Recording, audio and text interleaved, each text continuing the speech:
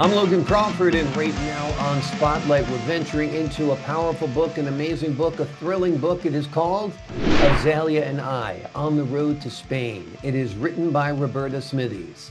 This mystery thriller embarks on an exhilarating journey with Barbara and Azalea, two women with a knack for solving crimes amidst the sunny, glamorous backdrop of Spain. Their latest adventure? Diving deep into a child smuggling ring hidden within picturesque mineral mines. We're delighted to have this very talented author join us here today on Spotlight. We thank the team at Prime 7 Media for helping us put her in the spotlight today. And we ask viewers like you to support writers like her by subscribing to our channel and by purchasing her wonderful book. The links are below this interview. Great to see you here today on Spotlight. Welcome to our show, Roberta. Thank you very much. My pleasure. Great to have you on. Tell us a little bit about the story itself. Give the folks at home an overview of the book. Well, the two heroines, Barbara and Azalea, work for Barbara's uncle. Now, he owns a travel agency, and in the first book, he acquired a big coach company, and he sent his two girls off to investigate some strange goings on in his coach tour. And they did such a good job, and this was going all around Europe, that when he had a problem in his newly acquired resort in Spain, he asked them to go there and do some sleuthing as well. So that's how they got to Spain, and it's through Barbara's uncle, who is also in the book. He plays quite a big part in the book. Wonderful. So this has become a series now for you, right? This is the second book? It is the second book, and I'm in the middle of writing the third book with all the same main characters. Wonderful. Now, why did you decide to set this book in La Roca, Spain? I lived there for 2 years, so I have a very good knowledge of Spain and its ways. But obviously, I had to look up a lot of things as well. I don't know everything about Spain, and I had to look up, for instance, which police department would deal with the various crimes, be it child smuggling, people smuggling, murder, corruption, and there are different departments. So it also required some research, but that was extremely interesting to be able to do that as well. Exactly. It's great creating the world. It's great learning about the world that you're creating. It's great putting yourself there mentally as you pound out those pages. And a big part of the story, of course, is the friendship between Barbara and Azalea. Tell us a little bit about their friendship and how it plays a role in their detective work. Well, they met at university. Um, Barbara is the steady, intelligent one, and Azalea, and her short name is Leah, is more the zany one. Very artistic. She's a very good artist, but she has interests in lots of different spheres as well. Now then, because they have such contrasting characters, this creates a lot of interest. It creates tension. It creates an awful lot of amusement, mainly because of Leah's zany attitude towards life. And she's a great animal conservationist, well, conservationist of everything, but she absolutely loves dogs. So there are lots of amusing incidents where she will rescue a dog, as she did in the first book. And she smuggled it on board the coach in the first book, and it eventually went back to England. And then in this second book, she's helping other people with their dogs and their problems. So she's quite a problem solver in the most amusing way. And Barbara sometimes is jealous because she's practical, but she won't dive in as Azalea will. She's a real gung-ho person, Azalea, and she will have a go at most things, whereas Barbara holds back, being more sensible. But they both get there in the end in their separate ways, which can be exciting and amusing. Absolutely. Are you more Barbara or more Azalea or a blend of the two?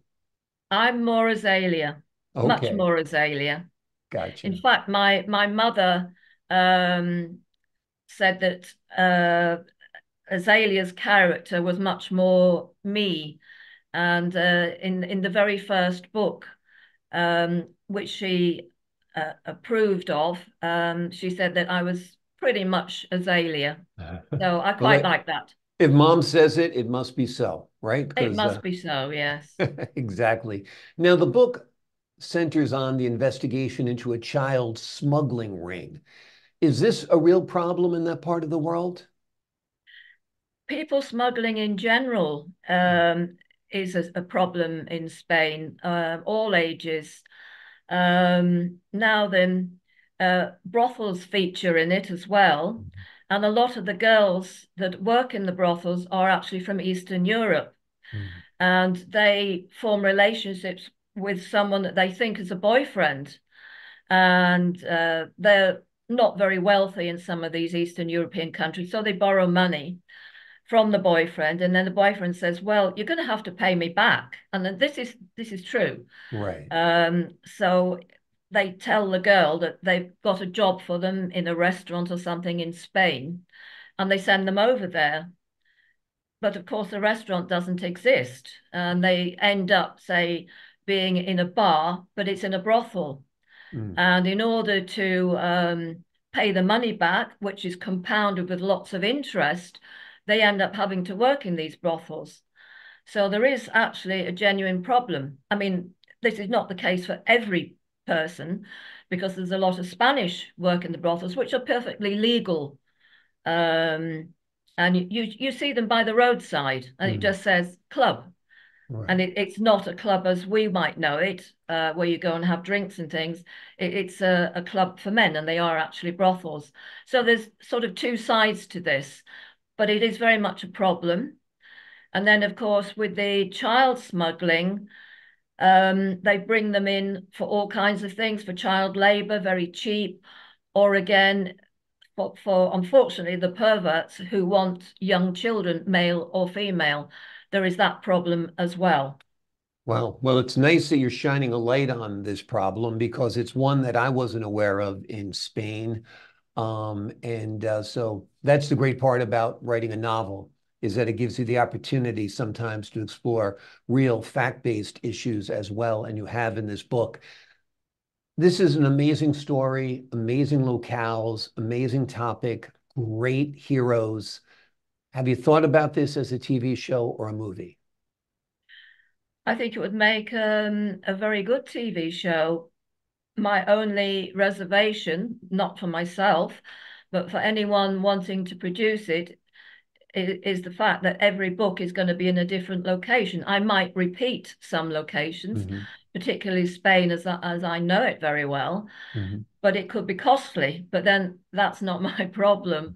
I think it would make a wonderful TV series of some kind.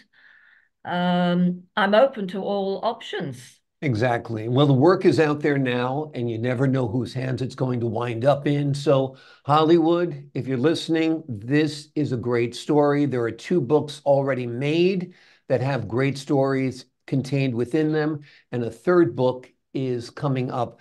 Do you think the third will be the last installment of this Azalea series, or do you think you're going to go beyond that? Oh no, I have no plans to stop. The next one is called Azalea and I on the Road to Mutiny. And Hmm. that's because it's set in the Dominican Republic, where I've also been. I'm trying to base all these books on places that I know reasonably well. And Hmm. I did go there. But it's on a yacht. Um, so it's a yacht that Barbara's uncle has purchased. He's a real go-getter, this uncle, Hmm. and he's the one that puts these two girls into the situations. So he's heard that he has a problem on the yacht, and he sends them out there from Spain, and they go to investigate what's happening on the yacht. It's a super luxury yacht. Mm. So again, they find a murder and start to investigate. And it's a very glamorous background, but the Dominican Republic, being next to Haiti, has its problems. It has drug smuggling, in fact, all kinds of problems. And Haiti, of course, has been on the news recently, some violent uprising. So I've managed to write a bit of that in. So they're two very interesting countries, which I can expand on. I don't know where I'll be going next, but I know it will be abroad somewhere. Sounds great. And it also gives you reason to explore the world. Like, hey, I need a new exotic locale. Maybe you can travel to a place, find out about it, and then write a book. There's all I would ways love this to could do work. that. Yeah, Yeah. that'd be great. Wonderful. Well, the series is, do you have a name for the series? You just called the Azalea series. It's basically the Azalea series, yes, Right. Azalea and I, and Exactly. then it's where they go or what they do, which Exactly. And the book we've been gives it. primarily focusing on today is called Azalea and I on the Road to Spain. It is a mystery that embarks on an amazing adventure, an amazing journey with Barbara and Azalea. They have a knack for solving crimes and they investigate a truly heartbreaking crime, child smuggling within picturesque areas of Spain. It's a powerful story. It's an amazing story, and it is part of a series. You'll want to read them all. The links are below this interview. Thank you so much for joining us here today on Spotlight, Roberta. Thank you very much indeed. It's been a pleasure. Pleasure's been all mine, and to the folks at home, I'm Logan Crawford, thanking you for your time, this time until next time on Spotlight.